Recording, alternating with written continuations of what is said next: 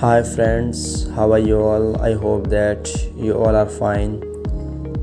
So friends, this is Shazan here and you are watching Knowledge is Life. In this video, we will discuss about lesson number 2 of the Indian Constitution.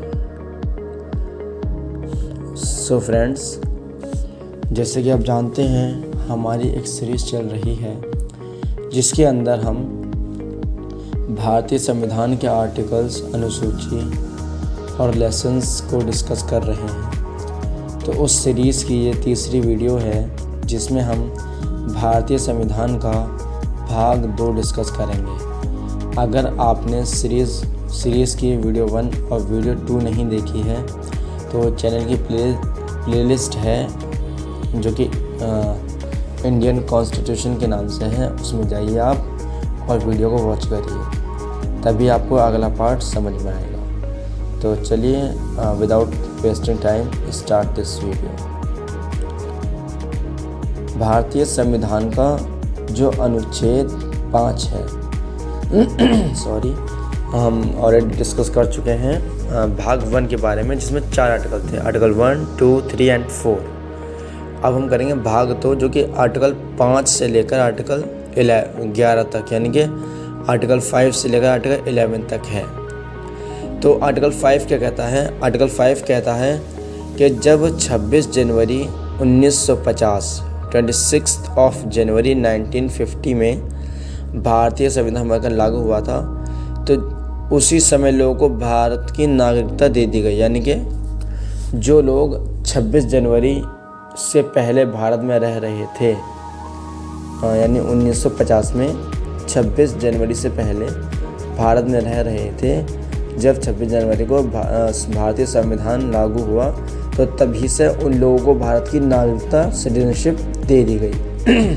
Okay, ये बोलता है आपका article 5। इसमें वैसे और भी हैं, जैसे बर्थ के बेस पर नागरिकता, वो टाइप्स ऑफ नागरिकता है जो हम अगली वीडियो में डिस्कस करेंगे। ओके, फ़िलहाल इस आर्टिकल में ये है कि जब भारतीय संविधान बनकर लागू हुआ था 26 जनवरी को, तभी से आप लोगों को हमको भारत की नागरिकता दे दी गई। ये आर्टिकल 5 कहता है।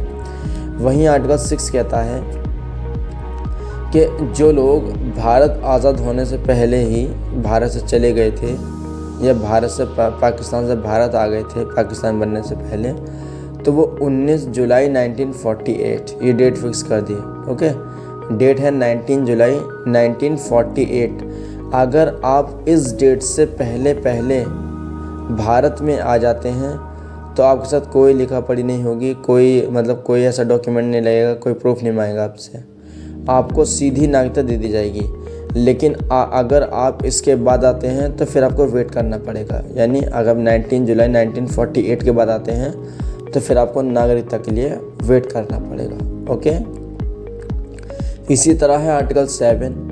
आर्टिकल 7 में कह दिया फर्स्ट ऑफ मार्च 1947 में जो लोग भारत से पाकिस्तान चले गए थे, अगर वो लोग पाकिस्तान से भारत आना चाहते हैं तो वो जो है आ सकते हैं। ठीक है, इस तारीख से पहले वो लोग भी आ सकते हैं। लेकिन वर्तमान समय में आर्टिकल 6 और 7 का कोई भी यूज़ नहीं है। ओके, आर्टिकल 8 कहता है, भारतीय संविधान का अनुच्छेद 8 कहता है कि आप भारत के नागरिक हैं। अगर आप कहीं दूसरे देश में घूमते हैं, फिरते हैं, रहते हैं, खाते हैं, पीते हैं, जॉब करते हैं, जो भी करते हैं, ठीक है, आपसे भारत की नागरिकता नहीं छीनी जाएगी। ओके, लेकिन अगर अब आर्टिकल 9 क्या कहता है? अनुच्छेद 9 कहता है कि जैसे ही अगर आपने वहाँ के नागरिकता को लिया, माना सपोज करा आप अमेरिका गए घूमने के लिए, अभी अनुच्छेद 8 के अकॉर्डिंग आप अमेरिका में हैं, घूम रहे हैं, खा रहे हैं, फिर रहे हैं, ठीक है, खा रहे हैं, पी रहे हैं और घूम रहे हैं, आराम से जॉब कर रहे हैं, तो आपकी जो सिटीजनशिप है, जो नागरिकता है, वो आपसे नहीं छीनी जाएगी। लेकिन आर्टिकल 9 यह कहता है कि अगर जैसे ही आपने अमेरिका की नागरिकता को अपनाया तो आपसे भारत की नागरिकता छीन ली जाएगी। ओके, यानी कि अगर आप वहाँ की नागरिकता को अपनाते हैं तो तब से भारत की नागरिकता छीन ली जाएगी। ये आर्टिकल 9 कहता है। आर्टिकल 10 में क्या है कि जो पागल होते हैं, ठीक है, मैड पर्सन होते हैं, ठीक है, और जो देशद्रोही होते हैं या फिर जो संविधान का उल्लंघन करते हैं, उस संविधान के अगेंस्ट से बोलते हैं, उनको भी सिटीजनशिप नहीं दी जाती है। ओके। वहीं अनुच्छेद 11 कहता है कि भारतीय संविधान का जो अनुच्छेद 11 है ये कहता है कि आपकी नागरिकता से रिलेटेड जो भी कानून बनेंगे, ठीक है, यानी कि आपकी जो सिटीजनशिप है भारतीय संविधान के भाग 2 में, इसके ऊपर जो भी कानून बनेगा वो होम मिनिस्टर यानी कि गृह मंत्रालय, होम मिनिस्ट्री यानी कि गृह मंत्रालय बनाएगा। तो दोस्तों ये थे कुछ आर्टिकल्स। उम्मीद करता हूँ आपको पसंद आई होगी वीडियो। पसंद आई हो तो वीडियो को लाइक करें, शेयर करें, सब्सक्राइब करें। दोस्तों आप वीडियो वॉच करते हैं लेकिन लाइक नहीं करते, लाइक भी ज़रूर करें और चैनल को सब्सक्राइब भी करें। Thank you for watching video.